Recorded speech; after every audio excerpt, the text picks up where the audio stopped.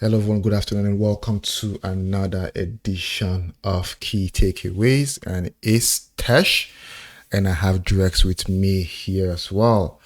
Today, again, I think today will be very positive, light, no stress, 4-0 in the bag, free. So lots of positive. The key takeaways cannot be negative.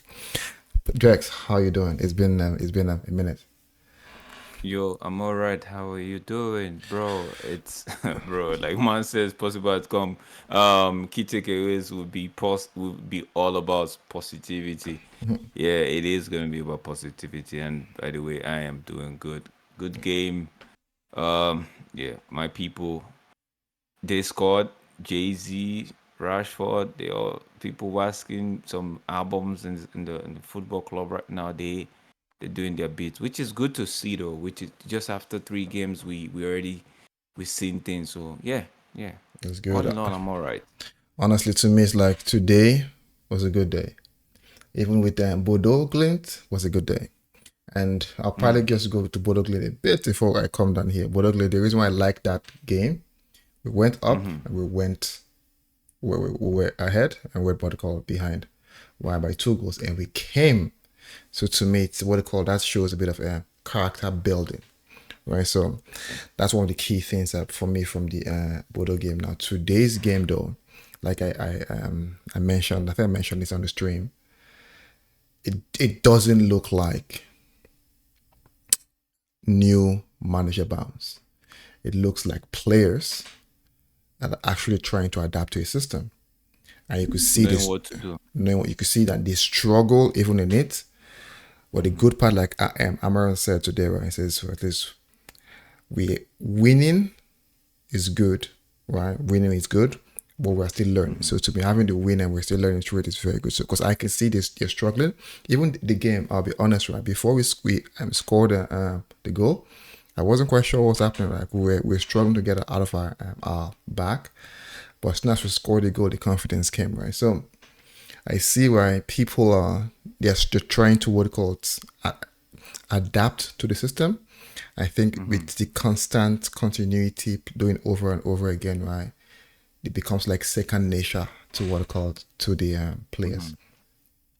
So that's Yeah. just my just an overview. Tell me, what's your thought in the game? Before I go to your key takeaways. What's your thought on the game? Well, for me, it's I like the fact that yeah, we struggled a bit, right? But one thing I like so much was I think we've had quote and unquote. It's I know if I would what I'm about to say might just be false, but I feel like the defense they've been trying to hold their own together, right? Even with the new system, they've been trying to hold theirs together. So for me, I just we were a little bit before the goal. We felt like we were all over the place, Mm-hmm. right? We did not want to. We were trying as much as possible not to concede the first goal. If you know what I mean, we were because Everton. I know twice or three times Everton got into good position, right? But we found a way out of it. So um, Beto should have scored a goal in the first half where he went past Onana, but when his shots just narrowly went off the right side of the left side of the post. So in the first half, that prior to that goal, we were struggling just to make sure we stay in the game. I felt like the boys knew okay, the longer we stay compact, the longer we keep ourselves, our discipline at the back and shut these guys off, the better it is for them to like, you know what, like it's like weathering the storm and now taking initiative and pouncing on the game. And the minute that goal went in, United had control. It United it's like Everton just didn't know what was happening. Like, is it the same team that we were trying to just go toe to toe with? Immediately they considered that goal. It felt like United now had like 100-meter relay race. Somebody just had in the baton to United, and that was it. Everton didn't know what was happening anymore. Everton did not know what was happening anymore. Second goal came in. Yeah. But prior to that goal, I felt like it was more like a 50-50. Anybody could have scored. And we just made sure Everton did not score with those few chances that they had. I know I think they had 2 shots on target in the first, if I'm not mistaken. Mhm. But prior to before we scored. So it was more of the defenders were like, you know what? Nah, we're gonna keep it as much as possible, keep it 0-0 till we get to go. We are gonna decide who score first. I agree with you. That's how I say it. I agree with you. As in the team, though, I think that's like you say, initiative, ownership, responsibility. They're taking that right, and I think some people will say they are playing for their careers, right? That's true in one way, but also think the manager is installing a different mentality in the team. He's installing a team's mentality. Ruben has played 3 games, and almost everyone has played except the goalkeeper. Almost everyone has played, and it's so like even it's not like you play 20 minutes, 30 minutes, as in everyone is playing at different times. It's rotating the squad, it's keeping the squad happy. And one key thing is that in rotating the squad is getting results. And that's where we talk about a system. A system should be the same. It should function, right? With what I call at least the level of quality, regardless of the personnel in there. There shouldn't be a huge shift between it's team A or team B, or it's Bruno, or it's what they call it, right? Or it's Mount. It should be the same. And I think that's one thing I'm saying with what they call with this team. And to me, it's the one exciting thing I like.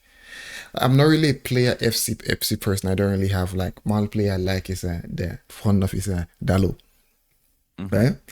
But I see the fact that anyone can come in and you still see the same shape. Imagine, right? We played Bodo Glint, right? Different players. Played again, different players, but you still see the same thing. The same, yeah, You still see the same pattern, right? You still the same see it, shape, the same same shape. shape, the same pattern, the same. I think by game, if we're true to ourselves, game by game, it's like the intensity is going up with these players, right? You know how the game against Ipswich, we're all about where's the intensity, right?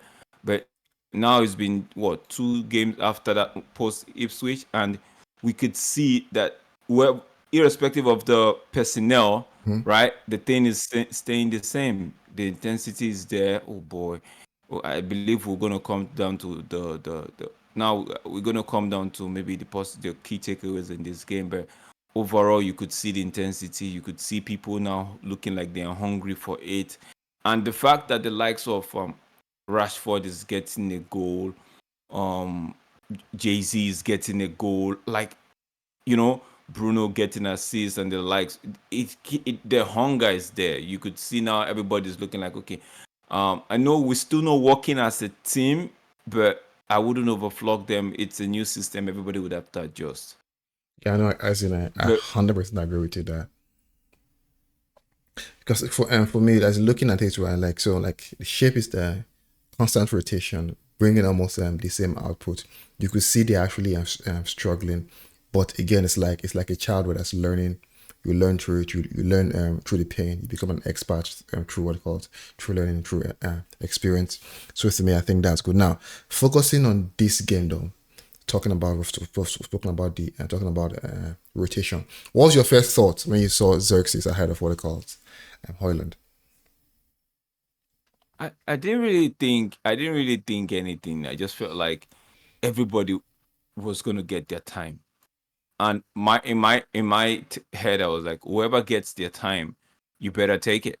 Whoever gets their chance, you better like show to to not first of all show to the manager Hmm? that you're worth starting every now and again.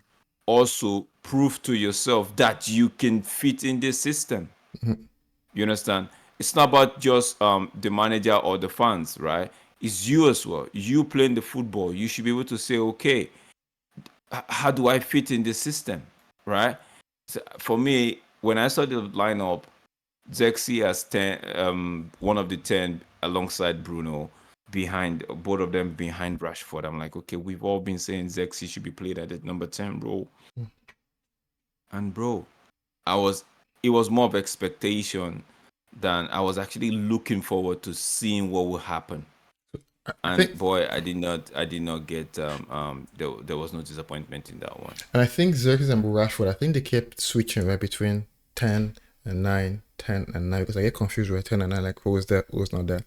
But for me though, it's good at what they call, like I mentioned, switching and what they call getting them out. But now let's go to personnels. Yeah. We have. What's your take on Andre Onana? What's your Bro, man made, I think, is it 2, 3 fine saves in that game? I believe so. He was first of also his distribution today was good. His distribution was good. Um, I think with Onana, he's becoming the, how most people wanted the ball playing goalkeeper. He's now beginning to show himself like, okay, I could do not just the ball playing part of it, right?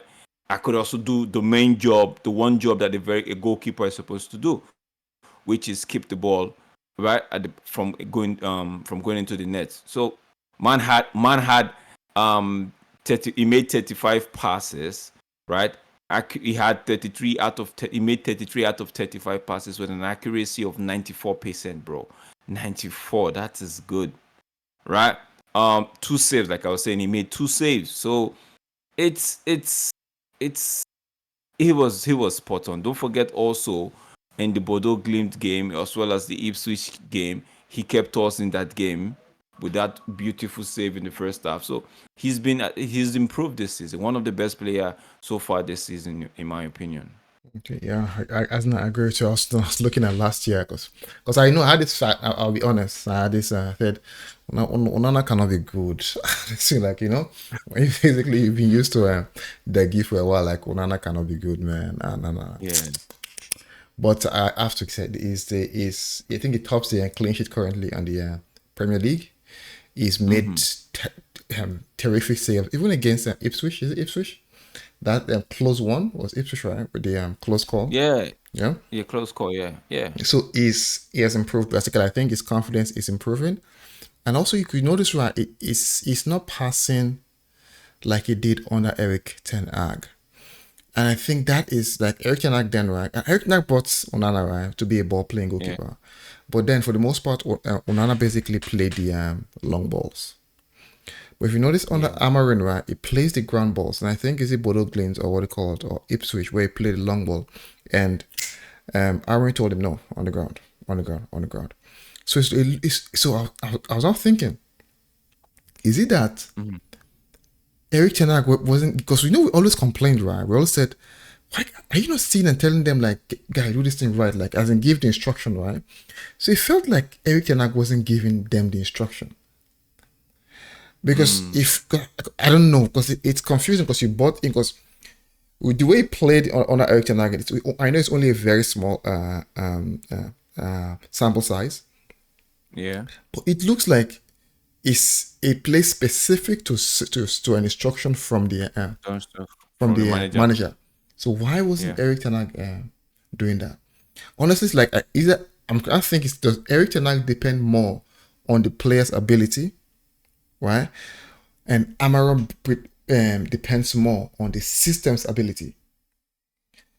It's because I feel like it's because maybe Eric Ten Hag, he might be playing to the playing his style to suit the players, Because as no, to actually having the players to play his style of football. Remember, after the first two games of his reign, I don't know why we're talking about it, but we have to. After the first two games of his reign, he ditched his style of play, his part that everybody wanted to see, and tried to play a more improved counter-attacking style of football in that first season.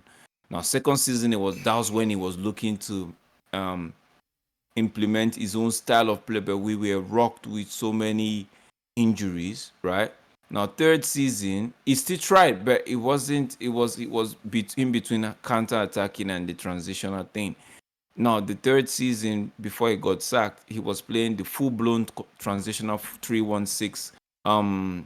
Yeah, 3-1-6 formation. Yeah, but I think at that point in time, most of these players were like, he was it's either they were not getting it, I don't know, or they just felt like, man, this man must be doing. I don't know what it is, because now we've seen this is the third game, and we've seen all of them, even the ones we thought didn't have the legs. We've seen them do the things that they've been asked to do. So maybe in Eric Ten Hag's defense, maybe the players weren't taking it, or he was playing to the players' strength, and these players just knew. Yeah, they would definitely play to their strength. Whatever happens, happens. And I think one of his downfall was not putting people on the bench. I don't think now I don't think Amorim has finally penned down the starting 11, right? But you could see everybody is giving everybody chance to show what they can do with this system. 3 games we've seen almost three different. I think the only thing that we've seen that is constant is the back line, right? Yeah. In 2 games, the back line in 2 games. So but Eric Ten Hag was always flipping, and one would say injury, but in his first season, it didn't flip like that much. It just, but sorry, it's not like it didn't flip at all in the first season. Second season, he still was doing the same thing, even when people were not giving their all. We're not, he still was doing the same thing, and even in the third season, it was about doing the same thing. So for Eric Ten Hag, there's so many things that went wrong, right? Some of it were his problem, others were the off field, and a lot were some. I'll put a lot on the players, but all in all, it was a match. It was an unfit. What we like saying, an unfit match, bro. The thing, something was wrong. We don't know what it is, but something definitely was wrong, and he had to go. Not that he's a bad coach, but something definitely was wrong. Something was wrong, but I, he had to go. I agree with you. Eric Ten Hag is not a bad coach. I recall one of his press conference when Eric Ten Hag said, they said, I think they asked him, somehow, I think they saved it on Twitter, X, I saw it. He said, would you bring your the style of play? And he said, no, he said it's not bringing that style of play. He said he wants to use the United DNA, right? And he wants what they call use the United DNA to create and use with the players, what they call the players, what we have as players, right? To build like a new system. So I think Eric Ten Hag is one of those people that basically they're intelligent, and I think they believe they can do the impossible. Yeah, they can. For him, he was playing to. He was playing To the player's to strength. strength. Yeah, Yes. it was playing to the player's strength, trying to see, okay, in the kind of system he wanted to play, was trying to play to the player's strength, because his system was more of, if we defend, get the ball quickly, move the ball to the opposition, and yeah, one thing I think, and try to see if we can catch, like more like 3-1-6. When we get the ball, everybody surge forward, try to overload the opponent defense, push them back, right? In so doing, try to press and win the ball high up the pitch, right? Which, if we win the ball high up the pitch, we have numbers. You understand? Yeah, but our pressing wasn't a uniformed one. Our pressing wasn't disciplined enough for that system to work. So that's what I'm saying. It's not just on him.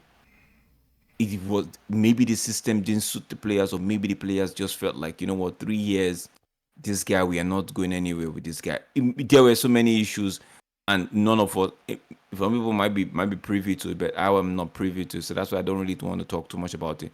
He had his own issues. The player had their own issues. And Yeah. and I also think what they call upper management didn't help. right? Upper Mike, I I, think. I wouldn't I wouldn't really say up the first year with the management it did do miracles. I would say it like that No, because we're no, coming the off the reason why season. I say upper management. So, for example, looking at Amarin, right? Amarin would have conveyed what he wanted to do before Amarin is going to press conference and telling them, right? I am playing to my system 100%, and the players have to what they call it, get used to it.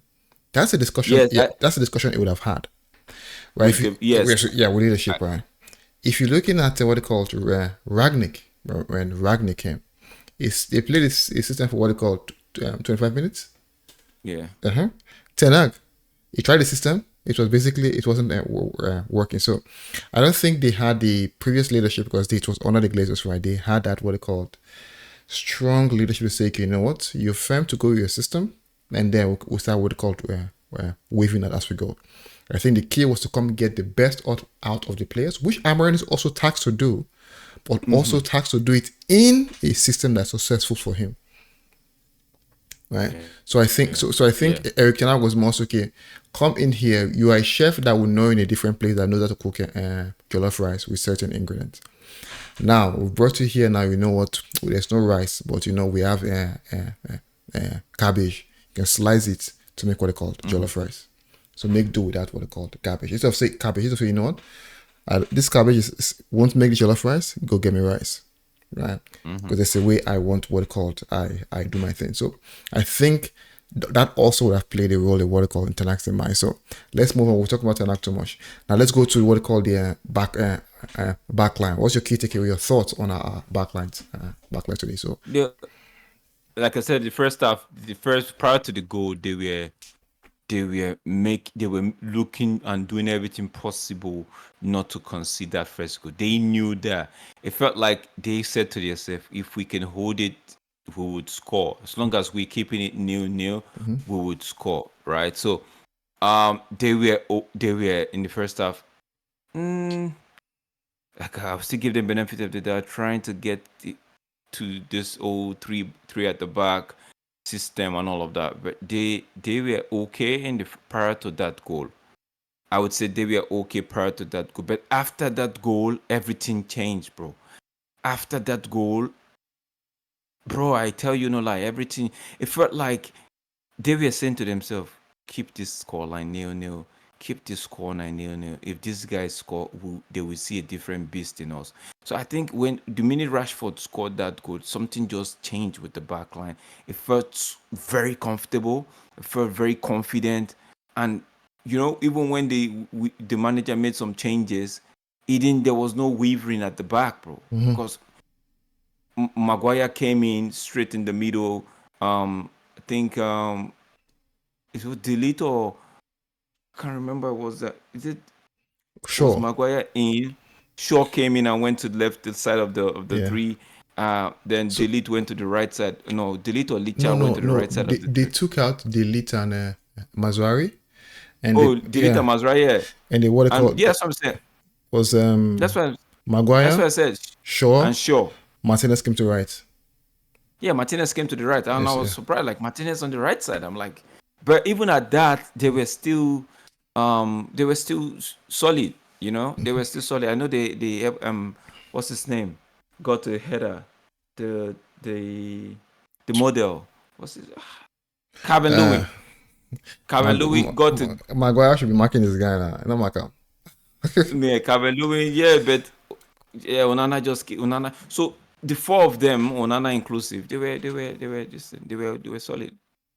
Yeah, I agree with you. I think for me though, like, Delete is one that people don't really talk about because he just goes about doing his business. Done. Like he just does his thing, and that's it. Yeah. I think what's his name, Lisha. I think he's struggling a bit from the in the three defense. I think he's struggling. It's not struggling per se, but it's not getting. It's not at his best in the three defense. And what's his name? And Mazi. He's calling it's like minimum. Seven minimum. If 7 minimum for Mazari, 7 minimum. So for me, and also if you see where you see the management there in that game, It was 58 minutes or so. Is it 60 minutes? He said, okay, Mm-hmm. delete. And Arsenal is coming up, please. Come out. Mazi, Arsenal's coming up, please. Come out. Yes. Maguire going and probably, Shaw going. And Martinez, don't worry, you can stay. Why? Because Martinez Because he can play Arsenal. yeah, he was missed that game. So basically, it's like the management there is like he's so key. Like he's managing the team well, like game time, everything. So to me, that was something I actually took from it, Ryan. How we managed the back line, 58 minutes, because you really see it now. Like some coaches wait for like 80 minutes and give you, Yeah. and you come, you not clap the fans like this, like you not clap like, but it's like 58, my brother, 60. There's no time for long thing out. That's so to me, I think that was one of the key things I saw what it called in the defense. Now in the midfield, what's your take on the midfield? And when I say midfield, that includes their wing back. Bro, bro, inclusive of the win back. Dalot did his bits. He was okay in the first half. Ahmad was in the first half. Like I said, they were all trying to contain the game, to manage the game in the first half, right? But something I don't know what the manager said, but something happened. Right, beast mode I was activated. You could see Hamad, so it was just, bro. It was just I don't know something that I think that first goal just changed everything. They were okay in the first half prior to that goal, but after that goal, they became. If I say I'd give them maybe a 6.5 or prior to that goal. After that goal, they went up a notch, 7.58 as a unit, midfield unit, right? But individuals will stand out, but as a midfield unit, 7.58. So that's how I see them. That's how I see it, bro. I agree. No, so as in to me, Casemiro initially, I don't know whether it was sleeping, it was what. Initially, it was as in within the span of 5 minutes, slide like 6 times. Like, brother, that's not swimming pool. That's it. That's a pitch. It's grass, right? So, Casemiro initially, I was a bit concerned, but I think Yeah. I was a bit concerned, but I think he. As soon as the game, just be tired. As soon as the game progressed, Casemiro picked up. Kobe is one that you know what? He's with the ball. You think you can press him more. Okay now. But he's confident with that ball 100%, knowing that you're not taking that ball and it's actually passing the ball. Kobe, to me, it was good to see Kobe play. I think he played around 70 minutes, right? I think this is his first game under Ruben, what they called Amaron. And when I look at once again now, Ahmad, it's small, a small body, big engine. Bro, that guy, bro, man, that guy. He is like, and is the way he charges, like, and even if you have two players on him, the likelihood that he will come out of it, right? And that's when I look at it's nowhere close to Messi, but Messi does that. You can be on Messi, but it's coming out of that battle. They say it's not about the size of what they call the person in the fight, it's about the size of the fight in the person. Ahmad basically is like one that is in from start to finish. He has basically taken that the system and has put in his brain. And you know what? I'll add my hard work to it and make it what they call better. Dalot playing left. I think it's given a 6 steady, but I think Dalot basically is more than what he's been playing the past 3 games. I think it's all down to not just playing what they call left back, but not playing left wing back. I think that's harder, but Dalot is what they call adapting as well. And there's something that Amaron said today, and I'm not sure if you saw it. What he said. Go ahead. He said Ahmad is small, but what they call is a very what they call good player with lots to actually still improve on. And he said Van Nistelrooy helped him, right? And now Mm-hmm. he's helping me. So I was like, is that a shade on Eric Ten Hag? And a praise on what they call the rude Van Nistelrooy, right? No, Because it. Mm-hmm. go ahead. I just someone he's just maybe just giving kudos to Ahmad, and yeah, but we could all see even on that. Yeah, we could also. I don't know. Nobody knew why. Um, Eric Ten Hag never trusted Ahmad like the way this manager is or the way Rude did, right? But there must be something there about the whole Ten Hag thing, right? So one thing I know the one thing I feel like I noticed is the fact that Ten Hag was I think the way he managed these players, right? Right. Some people did not see it as fair, right? Again, you'd have to do what your boss says you have to do. You can't be coming here and yeah, but I just feel like there was something wrong with that. And for Dalo to come out and say Ahmad was helped by Vanish to Roy. Maybe don't forget Vanish Roy was still part of the Tenak team, bro. Not after Tenak was sacked. 4 games wasn't enough. Maybe during the time Tenak was here and Vanish Roy was with him, Vanish Roy was giving the tasks to see how he could help the attackers, and Ahmad was part of it. So you could go look back and say, okay, on the other flip side of it, Van Nistelrooy under Ten Hag helped Ahmad. Now Ahmad is helping him. So it's more of who was being delegated to take over the attacking setup of the team at that time under Yeah, Eric Ten Hag. So so maybe not. I'm not gonna lie for you. There's no sugarcoating this one.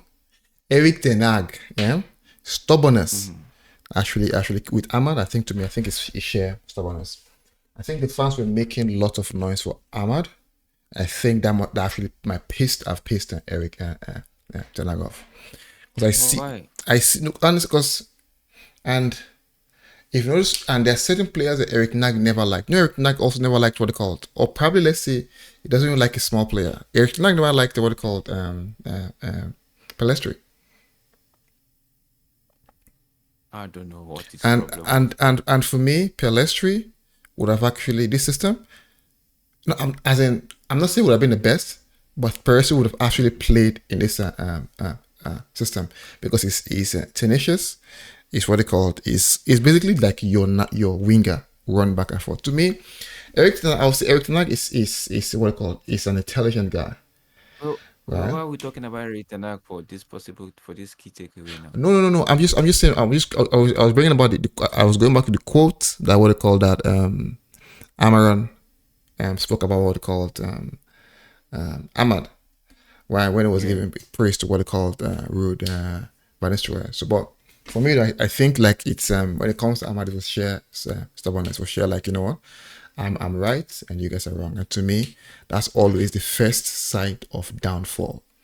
Once you see what's right and you don't do it, that's basically the first sign of a downfall. Now let's move to what they call the attacking midfielders and the attack. Bro, those Um, guys, I didn't really think they did much, but it is what it is, bro. They scored 3 goals. Zexi scored 2. I think Bruno had 1 assist. Right, Rashford had 2. Look at it, and you might, oh, these guys were flying high. The only person I think Rashford was just there to do the take it kind of job, if you know what I mean. mhm. There wasn't really anything, but all in all, just give them. I would give them. They scored 4 goals, right? There was 1 assist in there as well.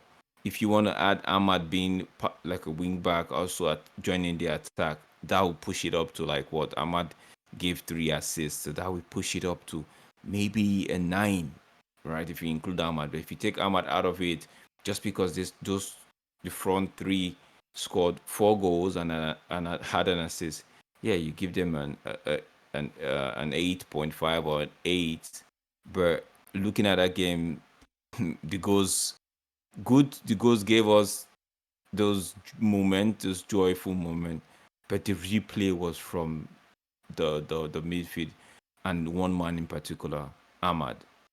Yeah. You understand? So yeah, yeah, Yeah, no, I agree with you. I think one thing, I know Rashford didn't show up much, but one thing, I get a bit confused by where he played. If Rashford basically, if majority of his, because it's actually drops them deep a lot. If majority of his role was basically to play as a striker, and I think Rashford did his job right. As a striker, you don't have to work hard. All you need to do is score, go, be in the right position at the right time, and score. So Bruno is one also I think that played a bit decent. Also, when you look at Bodo's game and this game, there are times whereby probably in this game he wants to take the long pass, but there was one key time I saw something Bruno did right that Bruno doesn't really do. The ball was in our defense. Rashford and yeah, team were basically on counter. Bruno actually carried that ball from the defense to their distance to what they call to the to Everton's 18. Right, that's some Bruno. He doesn't want to kill himself. Yeah, but he just play that long pass, right? But yeah. he carried the ball right to what they call to what they call the 18 of Everton, which to me it's not it's a difference. It's and you could see is the instruction is the Mm-hmm. is the Manager's is instruction. instruction right that basically that's making them play that way to me, which is key. And also the one that he noted Ashley Young. You not Ashley Young finish. Pass the ball, let's make it a complete clean sweep. Right? You're still trying to score. And that place is tight. I know, but I think I think he should have gone down. He should have gone down. That would have made it giving him also penalty. But all in all, who cares? Who cares? Who yeah, cares? yeah. So that was that's what they called my that's what they call that's so on the attacking side, Xerxes on that one. Oh my God, like oh God, No, Zexy. It Xerxes, keep it simple. Xerxes. It doesn't. Yeah, very like give and go kind of thing. But I still expect much. I still expect to see much.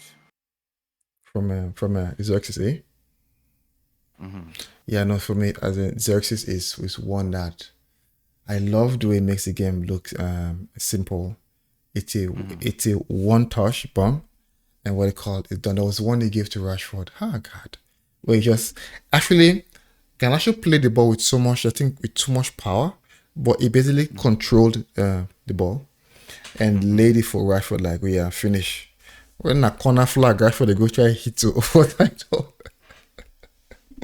But no, but to me, Xerxes to me was today was I was impressed. Someone said I think I was watching the channel and they said if this was Xerxes' first game, we'd have said we've gotten a gem on our hands.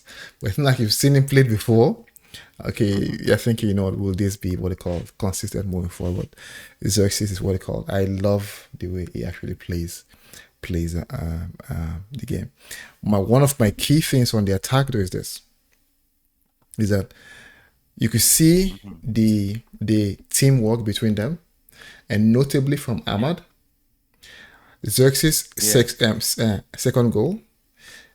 If it was in the past or by a different player, they would actually try to take a shot because it's just one player and one player in front of him and what they call the keeper, right? You can take a shot. Mm-hmm. But you saw Xerxes was basically available. And since Xerxes was the easiest, was the best in the best position to actually take the shot, Ahmad passed the ball. So there's what they call they are building chemistry, they are building teamwork. How they play right now, honestly, reminds me of the days of Martial and Rashford, right? Mixing together. That's when Rashford had one of his best seasons, right? Mixing it up with what they call with Martial. Hopefully they can get there. Garnacho, I think, came in wanting to score by all means. You should understand one thing. It's not about scoring, and Ahmad made it clear today. Ahmad, I think, won man of the match, Man, and yeah. he didn't score one goal. All he did was play this game, and also note Bruno had what they call two assists. So you could also notice okay, Two or one. two is 2-2. Two. Oh, Yes, okay. 2-2. Yeah, Okay. I thought Bruno assisted what they called Rashford on the first one. Then Bruno assisted Xerxes on what they call second one. But there was a Oh secondary yeah. assist from Ahmad. Mm-hmm. Yeah. So what they call so if you look at that right, so it's evidential. It's not about scoring goals, it's about teamwork, it's about playing for the team. And Ahmad won man of the match right, basically playing for the team. So I think that's something that Garnacho needs to take with him, and that's what the whole team to take with them and say, that's one key takeaway for us today. It's about the team. It's not about me and scoring a goal. Yeah. Yeah. Yeah. You're right. You're right. You're right. Okay, so I think that's what's and finally on Ruben Amarin, what's your final take for this game?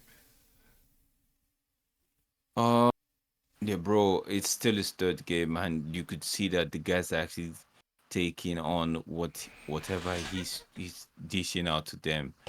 And yeah, happy days, bro. Happy days. That's all I have to say. Happy days. Yeah, I am cautiously optimistic. Well, you know what? It's just his second Premier League game, just the Hmm. third game. I think there's still a long way to go. I honestly, I won't lie to anyone. I don't have top four on my mind. I don't. I have top four is not on my mind. Mine is one game at a time, bro. Yes. One game at a Just time. as it comes, one game at a time. I think for me though, hopefully the team can continue to develop as what it called as it is. They continue to what it called get used to the system, and we see less of the errors we're seeing. And to me, I think it's gradually starting to become what I call the beginning of a new era for Ruben Amaron. And guys, it's already 40 minutes on the clock here. Thank you guys. Please guys, don't forget to like, share, and subscribe. This is key takeaways with myself and Drex. And Drex, I think you have the PO tomorrow, right? Possible outcome. Yeah, but possible outcome tomorrow will be 12 noon EST. So guys, Yeah. possible outcome will be later. So if Drex is saying tomorrow, it's because we're still what they call in the previous. So possible outcome will be on Monday. On Monday, Monday, the 2nd yeah, of second, and it will be what December. they call it 12 is Eastern or 12 PST. I think it should be, if that's 12 EST, that should be, yeah, 10 PST though. So 10 Or PST. MST. So so Pacific. so let's go is so it's 12 Eastern Standard Time, right? Yes, 12 Eastern Standard So Time. yeah, so it should be 12 Eastern Standard Time for a possible outcome. And again, a possible outcome, so I remind you all, is basically where we predict what basically is happening in the games. Because we have midweek games and we have what we call a possible outcome on Monday. And we'll also try tomorrow to actually fit in the team Team of of the the week. the, the HubSpot team of The the week, yeah. HubSpot mode we could actually fit in there. Probably we'll have that in the evening, a pre-recorded video, and you might see that come up on what it called on Tuesday morning. So guys, don't forget to like, share, and subscribe. We are on route to 400 subscribers. Please, 600, 600. 600. Yeah. Where are we now? 531. Why do I keep saying four? Wait, thank you. Why do I keep saying 400? Why am I pushing us back? 531. We're on 531. So we're on route to 600, and I keep saying in the last listen. Well, what was the 600? I thought it was 331, so it's 600 subscribers. We are currently 531. Guys, please share. Guys, please like. Even if you don't like, if it's not your cup of tea, someone in your circle, if you have it on what they call your WhatsApp status or Twitter, right, can actually find what are going to interesting. Can probably, you know what, I like these guys. I like Tesh and Drex, right? So guys, thank you all. We've come to the end of the show. Drex, any last words? No, I know, no. Just hope. Yeah, let's see. Bring on Wednesday and see what will happen on Wednesday. Okay, guys. So bring on Wednesday, and the Arsenal game for me, I think it's a free hit. I think I'm not going there with lots of expectations. I'm just going there to see what they call us maintain and build our system. If we lose, it's fine. Me, I'm going there to see. Bring on Arsenal. It's Arsenal, bro. Bring on the Arsenals, bro. Bring them on, bro. So Yeah. for honestly, for me, I'm just going to like, you know what, I just want to go and see the system again and how it works, because what I Mm-hmm. know, you know, Arsenal is a top side. They've had their process in for long, and hopefully they continue their process while we get to our peak and win while they continue their process. But Arsenal has Yeah. always been in what I call that process, and they're solid. Saka is one of what I call the best players in the league currently. He has had 10 assists with 8 from corner. So let's make it clear. Eight of the assists from corners, right? To what do you call it? To Gabriel. Basically, they have their training routine set on lock. So guys, please before I go into Arsenal plays, guys, don't forget to like, share, and subscribe, and we'll see everyone on the next one. The next, yes. Bye for Peace. now.